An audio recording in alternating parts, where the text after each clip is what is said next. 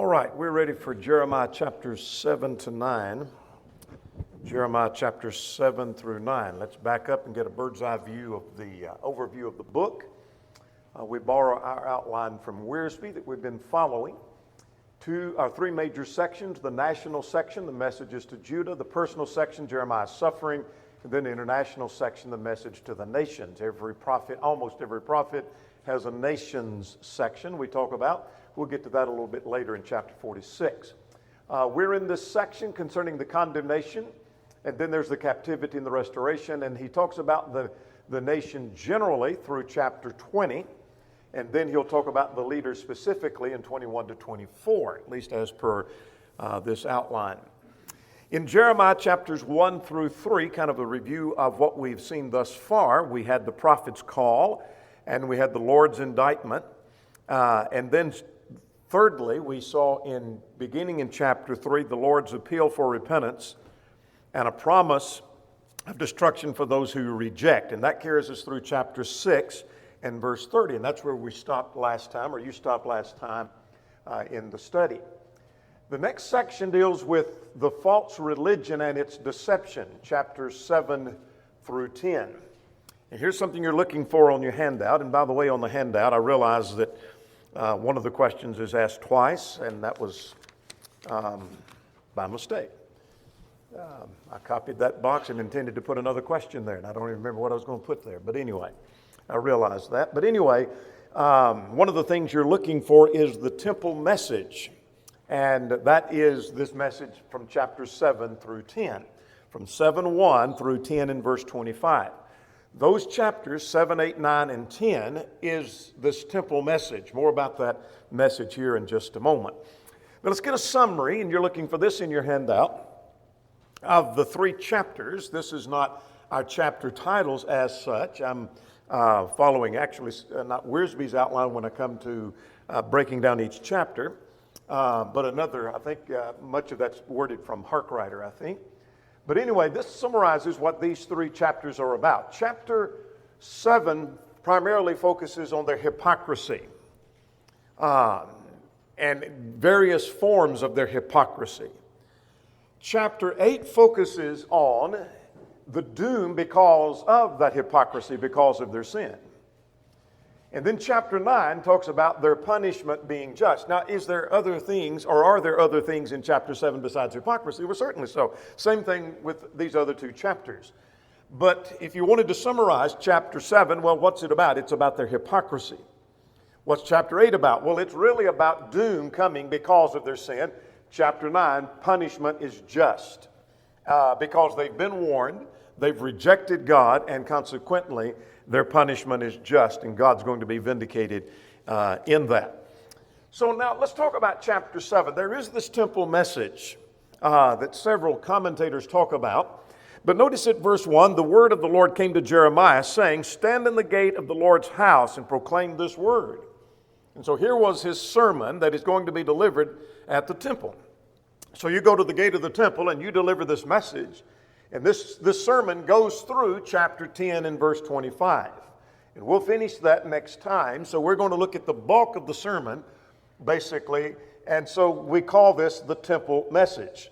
We're not through with it tonight, but I'm just trying to give you a perspective. And you might make a marginal note for future study that this goes from chapter 7, 8, 9, and on into chapter 10. So what's dealt with in this section, this sermon? Well, false religion and its deception. And that gets to their hypocrisy and their sin. Now, we're going to look at three things tonight. And we've already talked about hypocrisy and doom coming and punishment is just. But as Harkwriter words that in his work, he calls it simply trusting in the temple and offering prayers, and sacrifices are all in vain unless joined by sincere obedience. In other words, they're offering sacrifices, they're coming to the temple, they're offering prayers, but there's not obedience. That's what we call hypocrisy. And so he describes their hypocrisy in chapter 7. Well, then in chapter 8, apostasy from God's way results in punishment. Doom is coming because of sin, as we summarized a moment ago. And then chapter 9, religion guided by imagination of man's heart is indeed a corrupt religion. So let's look at chapter 7 now. Let's focus on chapter 7. And I'll try to call attention to some of the questions that we've handed out as well as the handout as we go along. So here's what happens in chapter 7. We're talking about trusting in the temple, and offering prayers and sacrifices are useless unless there's obedience. First of all, let's look at verses 1 to 15. Do not trust in lying words. And he talks about presumptuous worship cannot save. So let's get verses 1 to 15. Verse 1 says they call him to the temple, and you go to the temple and you start preaching this message. And here was the message, verse 2 beginning. Amend your ways and your doings, and I will cause you to dwell in this place. In other words, if you change, then you will dwell in this place. Promising a remnant that would come, that if you make a change, you will be allowed to come back into the land. And the punishment, or at least stay in the land. Now notice verse 4. Now this is quite interesting. Do not trust in lying words, saying, the temple of the Lord, the temple of the Lord, the temple of the Lord are these. So what's going on here? Well, you're looking for this in your handout. And that is, in what way were they trusting in the temple? Well, let's jump ahead of ourselves to verse 14. He talks about the house which is called by my name, in which you trust. They had confidence in the temple. Perhaps some suggest that because the temple is with them and the temple is still standing, everything's okay. Everything's okay because the temple is still standing. And some suggest that maybe their thought was God wouldn't allow anyone to destroy his holy temple. And so as long as we've got this temple, then everything's okay. No matter how we live, God's not going to allow another nation to come and destroy this temple. Perhaps that's the thought process. It may be as much this concept of that because we have the temple, we're safe. And they're putting their confidence, we can go to the temple, and because we have the temple and we go to the temple to worship, everything's okay. Let me give you a parallel to that. That may get us to better understand what's going on with them. We have the same kind of concept with reference to being a member of the church. We learn enough principle of truth that we know the church of Christ is that which is in harmony with the scriptures, and so we boast, I'm a member of the church of Christ, I'm a member of the church of Christ. I may not live faithful, I may not be as godly as I ought to be, I may not go to church all the time, I may say words I shouldn't say, etc., but I'm a member of the church of Christ. And so it's like church of Christ, church of Christ, church of Christ are these. And so I'm safe. Well, you're not living, but I'm a member of the church of Christ though, you see. And therefore everything's okay. And so that's the concept, that's the idea that's going on here. The temple of the Lord are these. Or maybe baptism. I've been baptized, so everything's okay. So they're putting their confidence and their trust somewhat in the temple. But that's not the only thing that they do, and we'll see that a little bit later on. Then it comes back to this thought at verse 5. If you thoroughly amend your ways and your doings and thoroughly execute judgment between man and neighbor. And here's what that means you're going to be doing. Look at verse 6. You're not going to oppress the stranger and the fatherless. You're not going to shed blood. You're not going to walk after other gods. Their idolatry, which is dealt with specifically throughout these 3 chapters. And notice verse 8. Behold, you trust in lying words that cannot profit. Now, what were the lying words? Well, the lying words were the prophets that said, peace, peace. We'll see that in chapter 8 when there is no peace. That's the lying words. The lying words also involved anyone who gave heedance to this concept, the temple is still standing, and as long as the temple is here, God's not going to allow it to be destroyed. So this nation is not going to suffer the punishment that Isaiah said would happen and that Jeremiah said would happen. That's not ever going to happen. And it may also include some things that are implied in verse 10, that they can come and they can worship and yet go about living however they want and everything's okay. Their sin's taken care of. But they're trusting in lying words, and they do not profit. Now notice at verse 9. Let's continue through verse 15, and we'll stop and summarize. That will you steal and murder and commit adultery and swear falsely and walk after the other gods whom you do not know, and then come, in other words, you're going to live a life of sin, and then come and stand before me in this house, which is called by my name, and then you say, we are delivered to do all these abominations. Now that's quite fascinating in that they think they can sin and come and then be justified and then go sin again. Does that fit us in any way? That I can go sin and then I come to church and I'm justified from that sin and then I'm free to go sin again. And then I come back to church and I'm justified from my sin and then I go out and sin again. and then I come back, and so you go through the cycle. That seems to be what they're doing. You come to the temple and offer some form of worship and think you're justified, and then you just go back to a life of sin again. That's how corrupt they have become. Now, beginning at verse 11, has this house, which is called by my name, become a den of thieves? Jesus, it's not a direct quote, but he alludes to that principle when he found the money changers. In other words, they've corrupted and abused the temple, is what they're doing. You're abusing the temple and the use of the temple, and that's the use Jesus made of that phrase in Matthew chapter 21. And notice he said, but behold, even I have seen it, says the Lord. In other words, your hypocrisy, I see through. I see through your hypocrisy. You come to worship, you come to the temple, you offer your temple sacrifices, and yet you go back to a life of sin. I see through that. I know through that, and I'm seeing better. Now, verse 12, you're looking for this in your handout. We're still in verses 1 to 15. At verse 12, he mentions Shiloh. And he says, go now to my place which is in Shiloh, where I've set my name at first, and see what I did because of the wickedness of the people. So what's the point about Shiloh? Well, Shiloh, 1 Samuel 1 and verse 3, was the place where God set up the tabernacle in Canaan, was where it was first set up. Well, the Philistines later come and they defeated Israel and took the Ark of the Covenant, 1 Samuel chapter 4, and then later because of the sin of the people, Shiloh basically was destroyed. So that gives me some credence to the interpretation back earlier that they think maybe if the temple is here and we've got the temple, nothing's going to happen. And so nothing is going to happen to this temple. God allowed the tabernacle and Shiloh to be destroyed, didn't he? And so he's saying, in essence, go look at Shiloh and see what happened to Shiloh. That's where the Ark of the Covenant was. That's where the tabernacle was. And it ended up being destroyed because of the sin of the people. So what makes you think Jerusalem won't be destroyed? Go take a look at Shiloh and see what's going on over there, and you'll find out it was destroyed. Now, look at verse 13. He said, and now because you've done all of these, I have spoken to you rising up early, speaking, but you did not hear, and I called and you did not answer. Now, there's the phrase here concerning the prophets. It's quite interesting, and that is the prophets rose up early. You see, you have a question about that. In fact, you have two questions. You can answer either box of that if you wish. But verse 13, then later verse 25. So what's the significance of the prophets rising up early? I don't think it's so much that the prophets got up at 6 o'clock instead of waiting to 9 o'clock. I don't think that's the idea. As much as it's the idea of the urgency and the eagerness. If there is something real urgent for you to do tomorrow, you're going to rise up early to do that if it's real urgent. And if you're eager to do it, you're going to rise up early to do that. And so the prophets rose up early because of the eagerness with which that message was delivered, and furthermore, the urgency of the message. I sent prophets to you, rising up early to come to you. But you didn't listen. I called through the prophets. You didn't answer.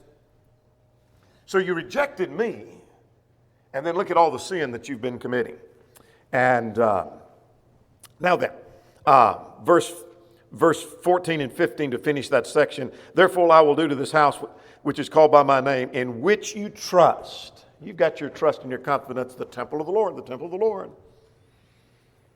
And he said, I'm going to do this what I did to Shiloh. And I will cast you out like I did, and I'm paraphrasing verse 15, your brethren, the whole posterity of Ephraim. That's the northern kingdom, which has already fallen at this point. So that gets us to 1 to 15 now. So don't trust in these lying words that gives you every kind of confidence. The temple's not going to be destroyed. Jerusalem's not going to be destroyed. And then you come and worship, and then you go on committing your sin. Now let's start at verse 16 now through 20. Prayer is not going to avail in Judah because of their idolatrous heart. So let's get 16 to 20 here. And therefore do not pray for this people. In other words, don't even offer intercessory prayer for them. Reminds me of 1 John 5. There's a time you don't pray for your brother. Doesn't mean you don't pray for them to come to repentance, but don't pray for their forgiveness if they are committing a sin unto death. That is a sin where they're not repenting of that. You don't pray for them. You don't ask for their forgiveness. Not until they show some sign of repentance. So no need to pray for Judah. He says at verse 16, and for I will not hear you. Do you not see what they do? Well, what are they doing? Well, verse 18, they gather wood. This is a picture of getting ready for a sacrifice. The children gather wood, and the women knead their dough and make cakes to the queen of heaven. It's idolatry. And they pour out their drink offering. And in other words, they're worshiping idols. And they're worshiping even the stars, we're going to see a little bit later on. Now, therefore, thus says the Lord, verse 20, my anger and my fury is poured out upon them. So no need to pray. Prayer is of no avail as long as you have this idolatrous heart. So don't pray for them while they're worshiping idols for their forgiveness, because I'm not going to listen. I'm going to listen to that, God said. All right, let's get 21 to 28. The sacrifices are futile unless there's wholehearted obedience. Now, this is practical stuff. Because the same thing is true of worship that we offer to God is worthless unless there's obedience. So now notice at verse 21, and you're looking for this in your handout. Therefore, thus says the Lord of hosts, add your burnt offerings to your sacrifices and eat meat. What's his point? What he's saying, if I might paraphrase that, is that your sacrifices are nothing more than meat. They amount to nothing because you don't obey. He hasn't got to the lack of obedience. Well, he has already, but not in this section he hadn't. He'll get to that in a moment. But you don't obey. So your sacrifices are nothing but meat. So what you might as well do is just go ahead and eat the meat. Instead of sacrifice, just eat the meat. Don't bring that sacrifice and waste the meat. You might as well eat it. That's like bringing your contribution, your monetary contribution, and you give it into the treasury while living a life of sin. You might as well spend it on something you'll enjoy. That's a waste of money. It's really a waste of money because you might as well just buy something that you'll enjoy because it's a waste of time and money if there's not obedience. And that's what God's saying about the meat. That's what you're looking for that in your handout.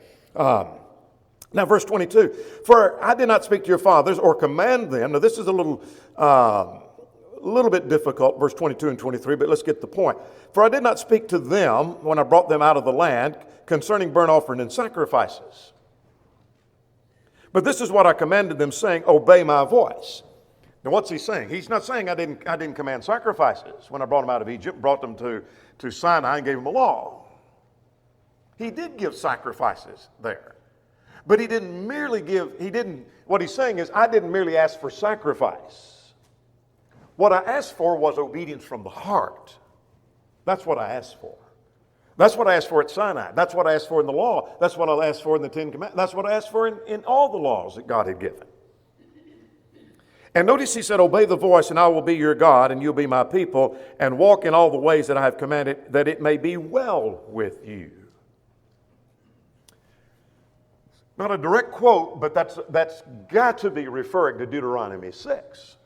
Because repeatedly through Deuteronomy 6, there is the statement that it may be well with you. That if you do this and if you do that, then it will be well with you. And it was about obedience. Teaching your children, teaching diligently to your children. Let the word be in your heart, and then you teach it diligently to your children, and it will be well with you. Deuteronomy 6. Well, they didn't do that. Let's go on down through verse 28 now. Again, yet you did not obey, verse 29, or incline your ear. Interesting phrase at verse 24, that you went backward and not forward. Make a good sermon. Are you going backwards or forwards? Do you know which direction you're going? Are you going backwards or forward? You went backwards instead of forward. In other words, you went back into sin rather than going forward into righteousness. You went back to Egypt rather than going forward to Canaan. Which direction are you going? Again, verse 25 mentions the prophets were rising up early and sending them. Yet, verse 26, you did not obey nor incline your ear, and you did worse than your fathers. Therefore, you shall speak all these words to them. Now, this is interesting. You're looking for this in your handout. You speak all these words to them, but they will not obey you, and you shall also call on them, and they will not answer you. Now, put yourself in Jeremiah's shoes. And you've been given a task, and God said, I want you to go preach to these people, and I want you to preach 40 to 50 years. And you're going to go preach, but they're not going to listen to you. And you're going to call to them, but they're not going to answer you. And you're going to give a message to them, they're going to ignore you. And when his 50 years were over, Jeremiah could look around and count, and he didn't need two hands to count how many converts he had. You think about that. That's pretty sad.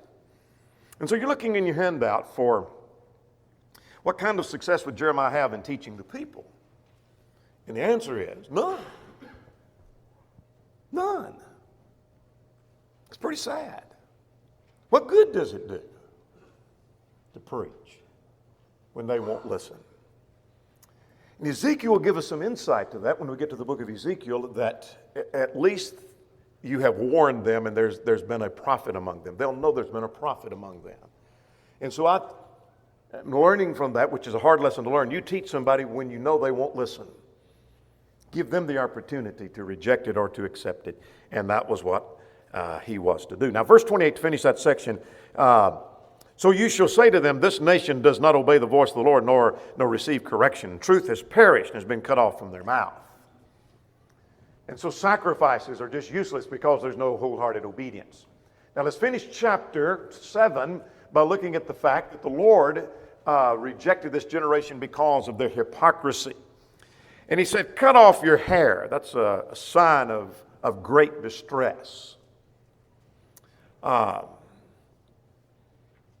If you could be a news crew traveling along with Jeremiah and capture pictures of him as he's dealing with this, you're going to be seeing various signs that he was deeply involved in his message and with the people. He's called the weeping prophet, as we've already noted. But cut off your hair and cast it away, and take up a lamentation on the desolate heights. For the Lord has rejected and forsaken the generation of his wrath. And look at verse 30. For the children of Judah have done evil in my sight. Well, what have they done? Well, they set up their abominations in the house, which is called by my name, to pollute it, and they set up high places in the valley of the sons of Hinnom, which is on the southwest part of Jerusalem, that they might burn their sons and their daughters in the fire. That is the burning to the idol Molech. This is how far they've gone. Not only are they involved in idolatry, but what they're involved in is burning their own children to idols, is the concept. And he said, something I didn't command them, nor did it come into my heart. And so God says that he's going to bring doom and destruction. Look at verse 33. The corpse of this people will be for food for the birds. And then I will cause to cease the cities of Judah, and from the streets of Jerusalem the voice of mirth. In other words, the voice of celebration, the voice of crying is not going to be heard anymore in Jerusalem, because I'm going to wipe Jerusalem clean, is the idea. So what have I seen in chapter 6? Hypocrisy. So they trusted in lying words, they're trusting in their worship, they're trusting in their prayer, they're trusting in their sacrifices, all of which are useless because they're involved in sin and there is no obedience. All right, let's move to chapter 8 now. Chapter 8 shows that apostasy from God results in punishment. When they've gone as far as they've gone, they reach a condition that death will be desired rather than life, verses 1 to 3. And this shows a miserable condition that they will, at that time, when God deals with this nation and brings another nation in, that they'll bring the bones of the kings of Judah and the princes and the priests and the prophets out of their graves and spread them out before the sun, which they... let me go back, start at verse 2. And spread them out before the sun and the moon and all the host of heaven, which they have loved and which they have served after they have walked. Now that suggests to me that not only are they bowing down before an idol, but there seems to be some worship of the stars and the planets involved in their idolatry. But notice the miserable condition. Basically, that death will be chosen, verse 3, rather than life by all the residue of those who remain. In other words, it'll be so terrible that those that are left may rather just die than to live in the condition. When they see the destruction that comes because of the sin when finally Jerusalem falls. Now, beginning at verse 4, their stubbornness. Their stubbornness is described that led them to this perpetual, continual backsliding. Now notice at verse 4, we don't have time to notice every phrase. Will they fall and not rise? Will they turn away and not return? Well, the illustration is that if you fall down, most people want to get back up. Try again. Keep going. But Judah fell down and they stayed down, is the idea. So why then has this people slidden back in Jerusalem in a perpetual backsliding? They've just gone on and on. Notice verse 6. I listened and I heard, but they did not speak aright. In other words, God said, I listened, I didn't hear them talking the right thing. No man repented of his wickedness. You might underline that. Saying, what have I done? Everyone turned to his own course as the horses rush into battle. That's an interesting phrase. Just as a horse is rushing into battle, he said they seem to be rushing right into sin. Not toward righteousness, but into sin. Now, look at verse 8. How can we say we are wise and the law of the Lord is with us? Now stop there for a moment. We've got a question, or at least on your handout there's a point that Judah apparently made an idol out of something, verse 8. And what is that? I think they made an idol out of the law. Like they do the temple. Nothing wrong with the temple, but they're making the temple more, we've got the temple therefore, and the temple's with us, so therefore we're okay. Well, same thing with the law. We've got the law. We've got the copies of the law. And we're Jews, by the way. And therefore everything's okay. Well, we are somewhat that way. We've got the Word. We know our Bibles. We can quote Scripture. We know the truth on various subjects, and we can refute the error of denominationalism. So we have the truth with us. Somewhat make an idol out of our knowledge of the Scriptures, as if that makes everything okay. Well, that's what they had done. Now look at the false pen in the scribe certainly works falsehood. There's again the falsehoods that are mentioned. We're going to see more about that at verse 11. Let's jump down to, in fact, let's go ahead and jump down to verse 11. Verse 10 talks about the false prophets, and they have healed the hurt of the daughter of my people slightly, the New King James says. And the footnote says superficially. Now that's interesting. The healing that's superficial means it's not true and it's not real, it just looks like.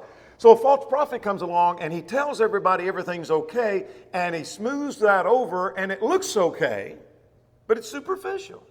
There's nothing real about it. Well, what were they saying? You might underline it, verse 11. Here was the message. Jeremiah was a prophet of doom, saying doom is coming, destruction is coming, and doom is on its way. And yet the prophets were saying peace, peace, when there is no peace. In other words, everything's okay. Destruction is not coming. Nebuchadnezzar is not coming in. Jerusalem will not fall. The temple will never be destroyed. God wouldn't let that happen. We've got the law with us, by the way, and we've got the temple. So everything's okay. And he said they're preaching peace, peace, when there is no peace. I want to tell you, there are false prophets today preaching peace, peace, when there is no peace. All is well, even though you don't believe in God. All is well, even though you only have faith. But even among brethren, when someone is in sin, someone comes along and says, there's nothing wrong with that. And so go ahead and practice that.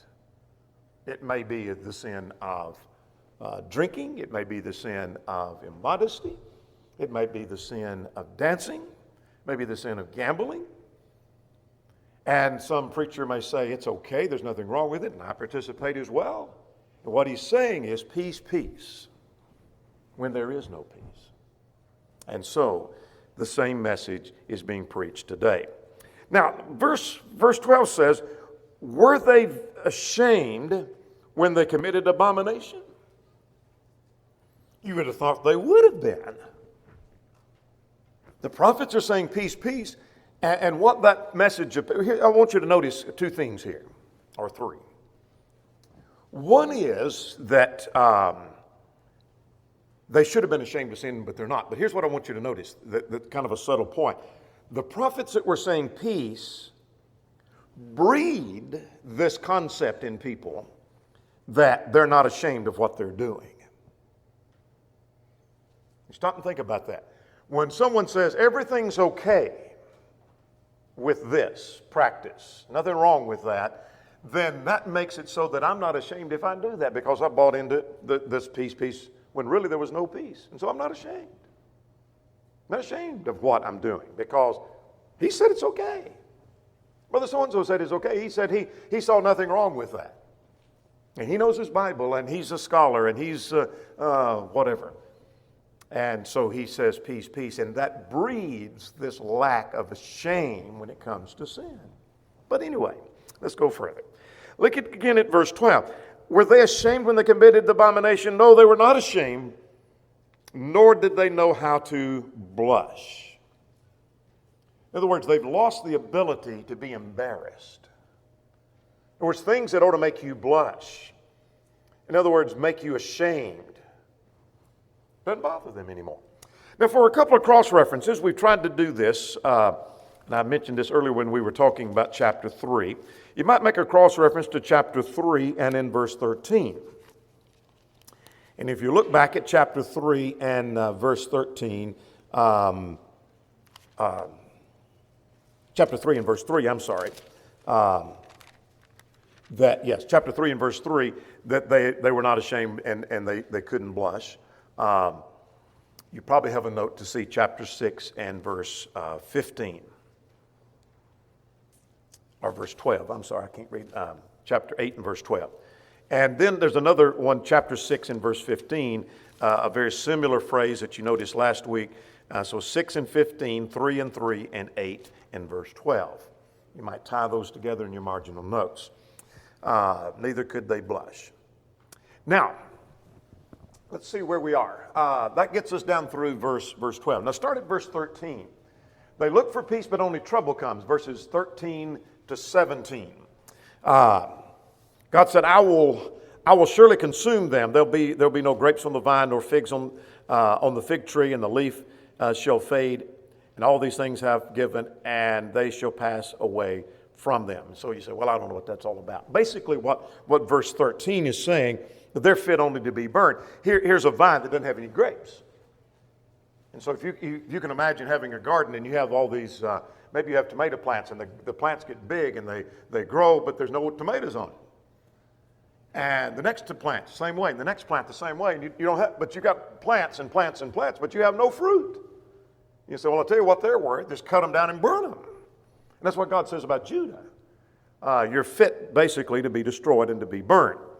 So, verse 14, why do we sit still? Assemble yourselves, and let us enter the fortified cities, and let us be silent there. For the Lord our God has put us to silence, and given us water of gall to drink. And here's the picture of the consequence of sin. It's like God giving us bitter water to drink, bitter consequences. In other words, here bitter consequences to the sin. And we looked for peace, but no good came. And a time of health, and there came trouble. In other words, we were misled. We were told by the false prophets everything was okay, and destruction is coming. That's what's going to happen when destruction comes. We were misled. Let me fast forward to the day of judgment. There are going to be people who are going to say, you know what, we were misled. We were told peace, and we didn't find. We were told health, and we didn't find it. We were told it was all right to do this. How sad. Now, verse 17.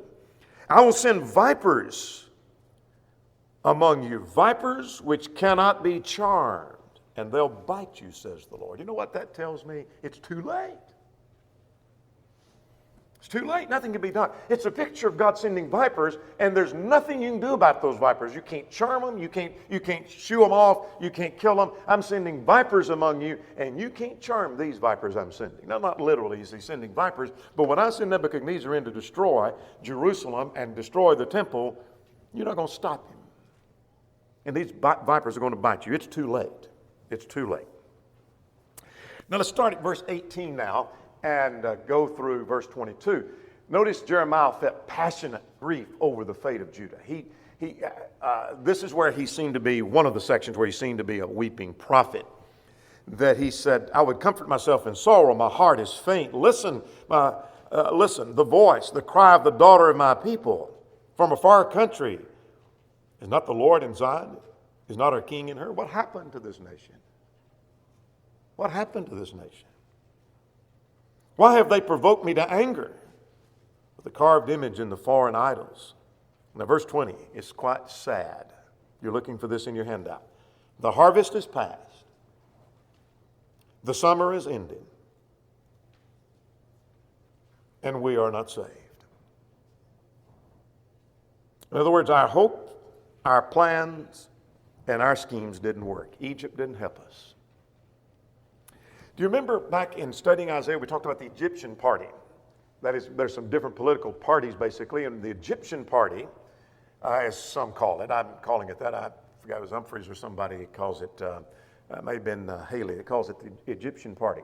Meaning those that favored, let's go to Egypt for help, and maybe Egypt can spare us and fight off. Well, Egypt didn't help them. Because the harvest is past, the summer is ended, and we are not saved. The prophets lied to us. Verse 21, for the hurt of the daughter of my people, I am mourning. Astonishment has taken hold of me. Is there no balm in Gilead? It's a reference to where the balm was secured for medicinal purposes. And so basically, is there no medicine to heal? Is there not a physician? Why then is there no recovery for the health of the daughter of my people? And the answer is because they are steeped in sin. So, apostasy leads and results in punishment. That was the point. Hypocrisy, chapter 7, punishment coming because of their sin. Now let's spend the rest of our time in chapter 9 and wind this up. And let's look at chapter 9. Chapter 9 is talking about religion being guided by the imagination of man's own heart, and that indeed is corrupt.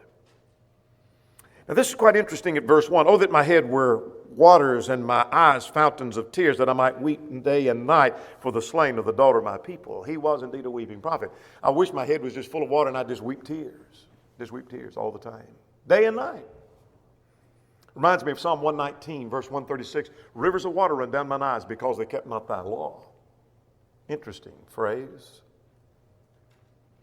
Reminds me of Lamentation 1 and verse 16. Reminds me of verse 18 of the same chapter. Also chapter 13 and verse 17. Now notice you're looking for this in your handout. And that is, what did he want to do? And the prophet said, "Oh, that I had in the wilderness a lodging place for wayfaring men, that I might leave my people and go from them, for they're all adulterers, an assembly of treacherous men." Wish I had a place I could go and get away from all of this. Remind me of Psalm 55 a little bit.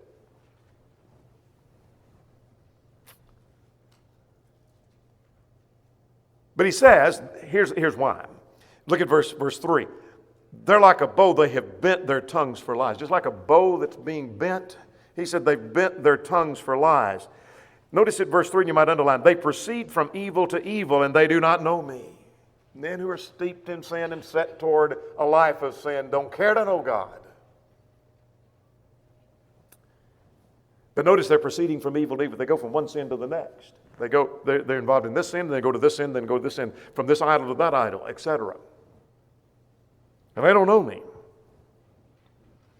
Look at verse 5. They weary themselves to commit iniquity. They wear themselves out. Are you wearing yourselves out in the service of the King? Are you wearing yourself out in sin? They weary themselves. I mean, they just involved in so much. It's like we're just wore out because we did this sin and then this sin and this sin and this sin and this sin, and we're just wore out with sin. He said they weary themselves. They go from evil to evil. Notice at verse 9, you're looking for this. Let's get verse 8 first. They speak deceit. One speaks peacefully to his neighbor with his mouth, but in his heart he lies in wait. They don't have any use. Because they do not respect God, they will not respect others. But verse 9, you're looking for this. And that is, shall I not punish them for these things, says the Lord? And stop there. We'll get the rest of the verse in a minute. What should I do when people live this way? Should I not punish them? Well, that's the right thing to do. Here's another way of wording that. Shall I not avenge myself? Here's what I'm learning from that. You're looking for this in your handout. When God punishes sin, He avenges himself. When God punishes sin, it shows the justice of God. And so, sometimes in studies like this, we say, I get tired of hearing about doom and destruction. Okay. Well, then get rid of the book of Jeremiah, because that's what it's about. Get rid of much of the prophets. That's what they're about. But when we look at the doom and destruction, that is a statement of the justice of God, is what that is. So every time I see God saying, I'm going to destroy them because of their sin, then that's saying my God is a just God. That's a pretty positive statement, I think. Let's go further now. That gets us through verse 9. Let's start at verse 10. What happens now at verse 10 to 16? They're going to be scattered because they have forsaken God. So I will take up weeping and wailing, he said, because they are burned up so that no one can pass. The birds of the heaven and the beasts of the field, they're gone. I will make Jerusalem a heap of ruins, and I'll make the cities of Judah desolate, at verse 11, without habitation. Who is a wise man who may understand this? And to whom the mouth of the Lord has spoken. In other words, why? Why is this? Why is this going on? That's the question. Verse 12 is raising, why is this destruction coming? Look at verse 13. You might underline. Because they have forsaken my law, which I set before them, and have not obeyed my voice, nor walked according to it. They didn't obey me. What did they do? You're looking for this in your handout. Verse 14. They have walked according to the imagination of their own heart, and after Baals, which their fathers taught them. There's several lessons to be learned from verse 14. They do whatever they thought ought to be done. They followed their own thoughts. They became their own God. And they went after Baals because that's what their fathers taught them. Like father, like son. All right, now notice at verse 16, I'm going to scatter them among the Gentiles. Now, beginning at verse 17 now. So God's going to scatter them among the Gentiles because they forsook the law. Their mourners are called. Now, this alludes to the practice of calling in professional mourners. When there would be a death, you call in professional mourners and hire mourners to come in and wail and to cry and to show the sorrow indeed. And so it's that picture. Consider and call for mourning women that they may come, and send for skillful wailing women. We need to call for mourners for Judah. Notice at verse 8, that our eyes may run with tears and our eyelids gush with water. What a sad picture.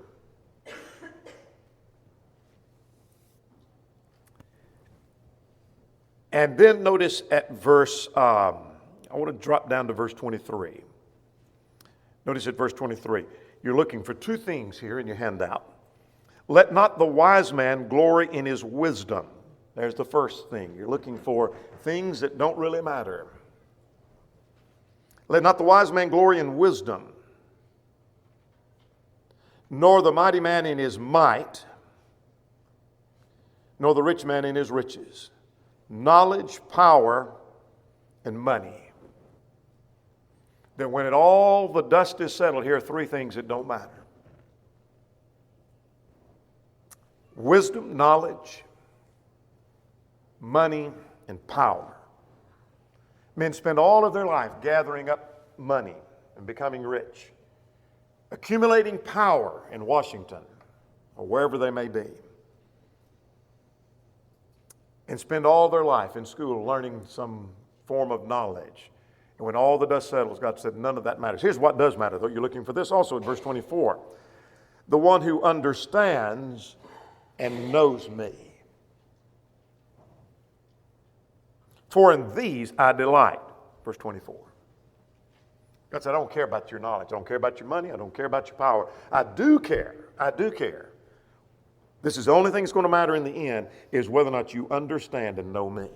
Do you understand and know God? Now let's wind up looking at verse 26. The days are coming, verse 25 actually, that I will punish all who are uncircumcised with all who are circumcised with the uncircumcised. That is, the Jews with the pagans. Egypt, Judah, Edom, Ammon, Moab, etc. For all these nations are uncircumcised, and all the house of Israel are uncircumcised in the heart. Now that's powerful.